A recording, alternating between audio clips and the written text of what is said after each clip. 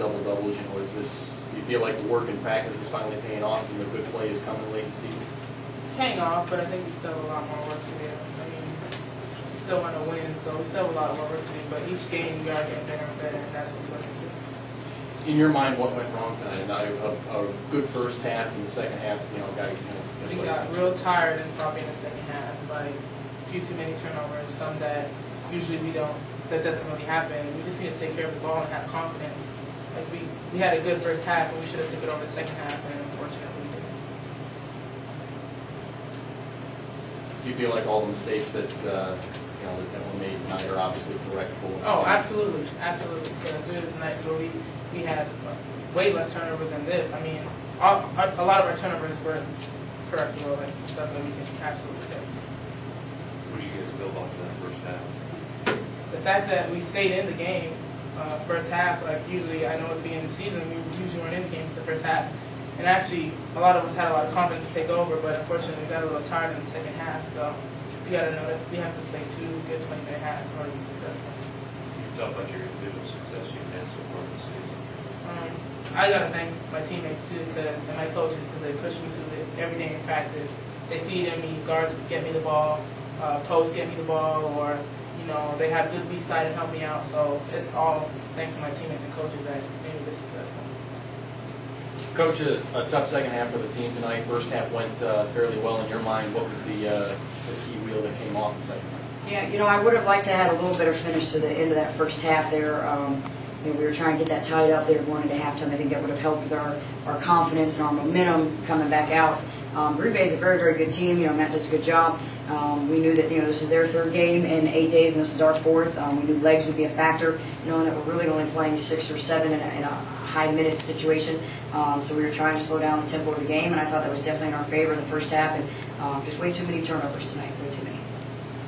20% from the second half. Did their defense step up and clamp you guys down? Did the offense kind of come apart? Yeah, I mean, whenever you're getting someone's really good post player in foul trouble, that helped us in the first half. That made things a lot easier for us inside when Glover picked up that second foul. But I do think they picked it up defensively. I think they're a championship team. I think they're a team that knows how to fight through adversity. And they came out, they in their eyes didn't play a great first half for them, and I think they came out determined to play a great second half, and they did. And I think we played a very average second half, and that average second half performance definitely cost us this game tonight. Nikita's performance tonight, another double-double for her. She's been a solid force for you most of the season. Yeah, I'm very excited about Nikita LaFleur. I sure wish she was a freshman, but Nikita's having a great year. I think that she works hard and she's very modest. She tells everybody it's everybody else is getting her the ball, and I think she's doing such a great job on the offensive boards. That's where she's getting half the points from, is the offensive boards. And I'm excited about Nikita and what she's doing, and to let her leave Youngstown having a fantastic senior year. But on the other side of that, our biggest concern is not the individual accolades. Obviously, we want to win some games. I can speak for Nikita and the rest of the team and say that we aren't happy unless we're winning some games. Coach, 2 things.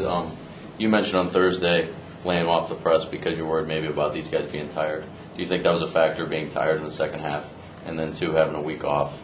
How will you approach that, and how will it help this team? Yeah, we haven't been in shape since the preseason started. We've had so many injuries this year. I definitely haven't been able to, myself and Coach Patrick, our strength coach, we haven't been able to push them beyond their limits and push them through that wall physically in the preseason as much as we wanted, just because of the injuries. There was 2 days in a row I remember being in the pool on a Monday and Wednesday doing a pool workout instead of on the track. And I think it's things like that are catching up with us. I mean, and this week, we had 4 games in 8 days, and that's just a tough stretch.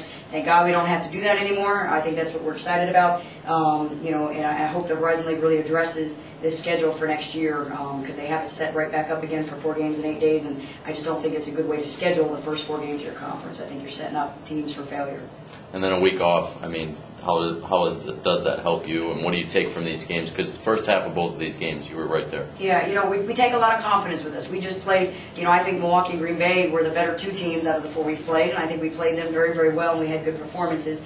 Sure would have liked to have Green Bay on the front end of that, but, they had a young lady who was out with an injury too. But for us this week is going to be about getting a lot of shots up on Monday, and making sure we're getting back to the fundamentals of basketball. We've been working a lot on ball handling and passing, and then kind of taking a little easy on Monday, Tuesday, and Wednesday, knowing that we need to come back out Thursday and Friday. You know, our game plan is to shoot on Monday, practice on Tuesday, take Wednesday off, and then have 2 regular practices on Thursday, Friday, and enjoy the week that we have, just 1 game, and get ready for Cleveland.